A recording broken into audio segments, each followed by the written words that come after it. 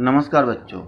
आज मैं आप लोगों को अनुप्रास अलंकार के बारे में बताऊंगा, जो शब्दालंकार के एक भेद है।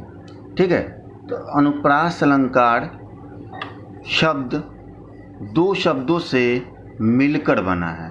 पहला अनु और दूसरा प्रास।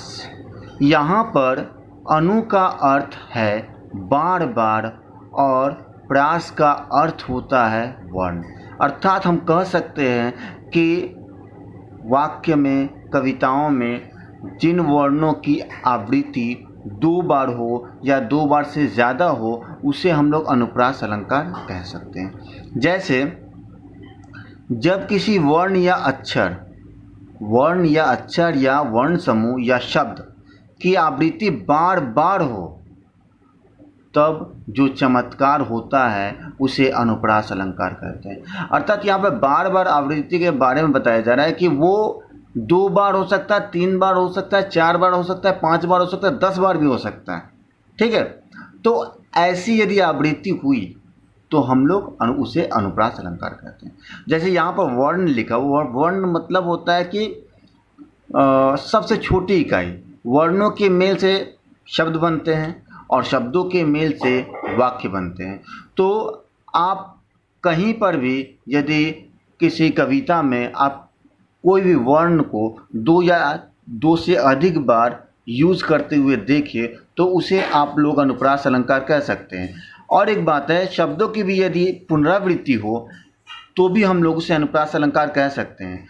बहुत सारे लोग बोलते हैं कि वर्ण जो है, जैसे मान लो कि यहाँ पर वर्ण व और यहाँ पर व रहा, तो हम लोग इसे अनुप्रास अलंकार कहते हैं। लेकिन ये तो कहते ही है, लेकिन इसके अलावा भी यदि ये शब्द के लास्ट वाला जो वर्ड है और इस शब्द का जो लास्ट वाला वर्ड है, ये दोनों यदि सिमिलर हो तब भी हम लोग उसे अनुप्रास अलंकार कहते हैं। ठीक है, तो हम लोग उदाहरण के द्वारा हम लोग और ज़्यादा विस्तार से समझ पाएंगे। ठीक है, तो पहला एग्जाम्पल क्या दिया हुआ है?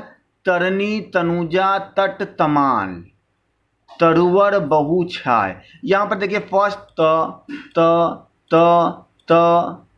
बहुत सारे विद्यार्थियों को इसका मतलब नहीं पता होगा।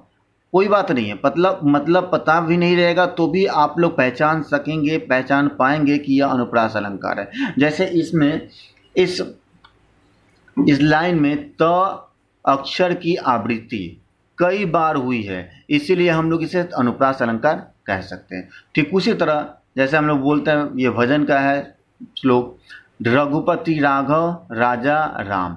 देखिए यहाँ पर र, तो ये र की अक्षर की आवृत्ति, अक्षर की आवृत्ति जो है बार बार हुई है, इसीलिए हम लोग इसे अनुप्रास अलंकार कह सकते हैं। तीसरा क्या आता है? चारु चंद्र की चंचल किरणें खेल रही है जल थल में। अब देखिए यहाँ पर देखिए च और ल की आवृत्ति हुई है। च यहाँ पर भी है, यहाँ पर भी है। ठीक है, अच्छा, उसके बाद ल शब्द कहाँ है? देखिए जल ल और थल ल, यहाँ पर ये दोनों वर्ण भी यदि मिले तो भी वो अनुप्रास अलंकार हो जाएंगे।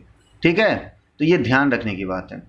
उसके बाद हम लोग का आता है, देखिए रिझी रिझी रहसी रहसी हंसी हंसी उठय सांसय भरी आंसू भरी कहत दई दई। देखिए यहाँ पर एक ही शब्द जो है 2 बार आए, रिझी रिझी, रहसी रहसी, हंसी हंसी, दई दई।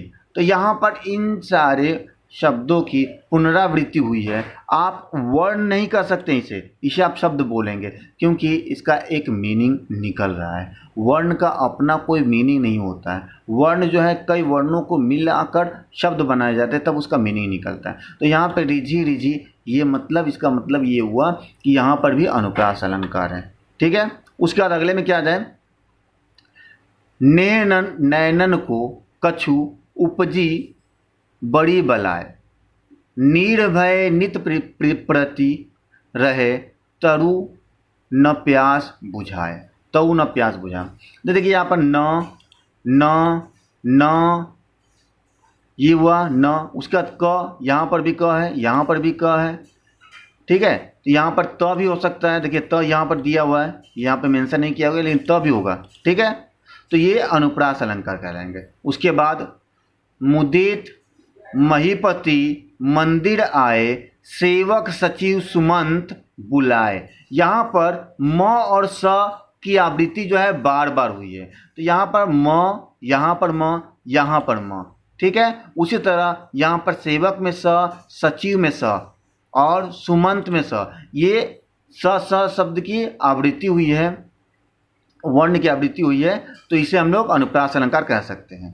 उसके बाद आते हैं बंदो गुरु पद पदुम परागा, सुरुचि सुबास सरस अनुरागा। इसमें देखिए आप प और स की आवृत्ति हुई है। जैसे आप देखिए यहाँ पर प द पद पदुम पराग, यहाँ पे प वर्ण की आवृत्ति हुई है। ठीक उसी तरह यहाँ पर सुरुचि सुबास सरस, ये स वर्ण की आवृत्ति हुई है। ठीक है। उसके बाद हम लोग आते हैं विमल वाणी ने वीणा ली।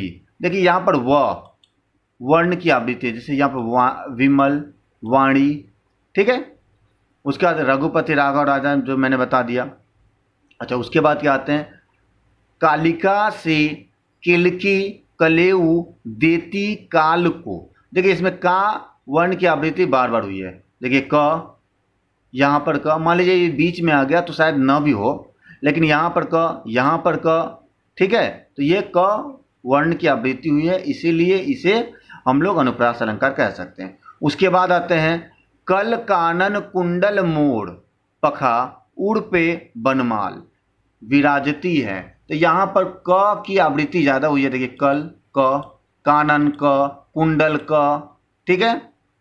उसके बाद कालिंदी कूल कदम की डारिन, यहाँ पर भी क, कालिंदी क, कूल क, कदम क, मतलब क वर्ण की यहाँ पर भी आवृत्ति हुई है, इसीलिए हम लोग यहाँ पर इसे अनुप्रास अलंकार की श्रेणी में रखेंगे। इसका अर्थ क्या है यदि नहीं भी जानते हो तो भी इसे अनुप्रास अलंकार में रख सकते हो। तरनी तनुजा तट तमाल तरुवर बहु छाय, ये मैंने बता दिया था, लेकिन फिर भी मैं बता दे रहा हूँ। त वर्ण की आवृत्ति हुई है, तरनी तनुजा तट तमाल तरुवर, ये सब तत वर्ण है। उसके बाद हम लोग और आगे जाए प्रतिभट कटक कटीले केते काटी काटी। देखिए ये काटी काटी तो ऐसे ही हो गया कि यह अनुप्रास अलंकार है। उसके बाद क की आवृत्ति हुई है कटक कटीले केते काटी काटी। इसमें देखिए क वर्ण की आवृत्ति कितनी बार हुई है, इसका अर्थ यदि नहीं भी पता रहेगा तब भी हम लोग इसे अनुप्रास अलंकार की श्रेणी में रख सकते हैं। ठीक है। उसके बाद क्या है बरसत बारिद बूंद गही। देखिए ब की आवृत्ति जो है बार बार यहाँ पर हुई है। उसके बाद हम लोग आते हैं चमक गई चपला चमचम, चमचम चपला चमक, यहाँ पर च वर्ण की आवृत्ति हुई है, इसीलिए हम लोग इसे भी अनुप्रास अलंकार की श्रेणी में रख सकते हैं। उसके बाद हम लोग आते हैं कुकी कुकी कलित कुंजन करत कलोल। यहाँ पर एक क क क क क क, तो ये क वर्ण की आवृत्ति हुई है, इसीलिए इसे हम लोग अनुप्रास अलंकार की श्रेणी में रख सकते हैं। रावणु रथी विरत रघुवीरा, यहाँ पर देखिए र और यहाँ पर र, तो खैर कोई बात नहीं, यहाँ पर र की आवृत्ति तो हुई, तो ये अनुप्रास अलंकार हो जाएगा। खेदी खेदी खाटी डी दारुण दलल की।